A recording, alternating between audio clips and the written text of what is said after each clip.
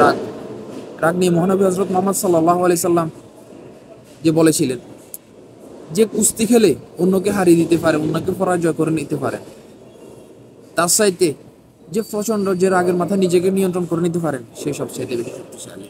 রাগ, যে ব্যক্তি নিজের রাগ কন্ট্রোল করতে পারেন তাকে আল্লাহ রাব্বুল আলামিনও ভালোবাসে। রাগ এমন একটা বিষয়, এই যে আমাদের রাগ ন্যাচারাল জিনিস, ন্যাচারাল বিষয়, যে আপনার মনে করেন যে যে কোনো মুহূর্তে যে কোনো কিছু বা যে কোনো কারোর উপর রাগ হতেই পারে, এটা স্বাভাবিক একটা বিষয়। কিন্তু এই রাগটা যে কন্ট্রোল করে নিতে পারেন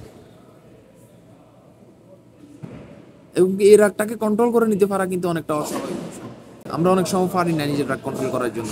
রাগের মাথায় কোনো একটা অন্যায় কাজ করে বসে, অথবা রাগের মাথায় কাউকে আঘাত করে বসে, অথবা নিজের হাতের মোবাইলটা থাকলে মোবাইলটার উপর আঘাত করে বসে। এই যে বিশেষ করে যে নিজের হাতের মোবাইলটা, ঠিক আছে, মোবাইলের উপর রাগের মাথায় আঘাত অনেকেই করে থাকে, এটা অনেকেই করে থাকে।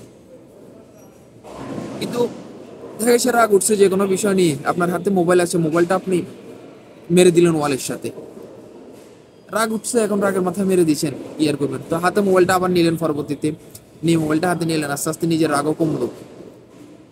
পরবর্তীতে দেখলেন যে মোবাইলের ডিসপ্লেটা নষ্ট হয়ে গেছে, একটু আফসোসও হইতেছে, ইস, কেন যে মোবাইলটা মারলাম।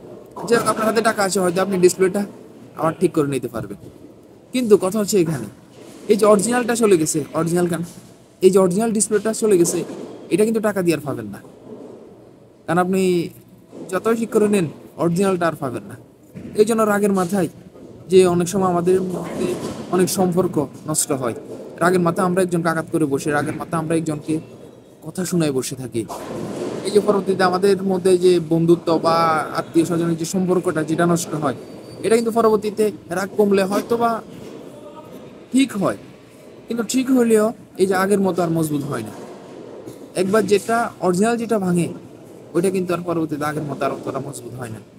তার রাগের মাথায় নিজে কন্ট্রোল করার চেষ্টা করুন। আর যে ব্যক্তি রাগের মাথায় নিজে কন্ট্রোল করতে পারে, রাগের মাথায় অন্যকে আঘাত না করে নিজের রাগ নিয়ন্ত্রণ করে নিতে পারে, তাকে আল্লাহ সুবহানাহু ওয়া তাআলা ভালোবাসেন। রাগ কন্ট্রোল করতে চেষ্টা করুন।